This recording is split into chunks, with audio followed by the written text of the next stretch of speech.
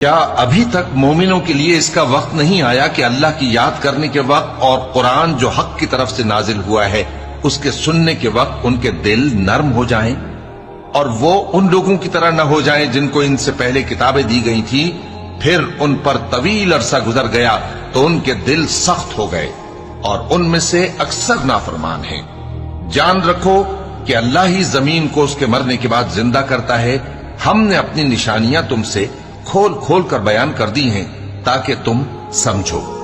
جو لوگ خیرات کرنے والے ہیں، مرد بھی اور عورتیں بھی، اور اللہ کو نیک نیتی سے قرض دیتے ہیں، ان کو کئی گنا ادا کیا جائے گا اور ان کے لیے عزت کا صلہ ہے۔ اور جو لوگ اللہ اور اس کے پیغمبروں پر ایمان لائے، یہی اپنے پروردگار کے نزدیک صدیق اور شہید ہیں۔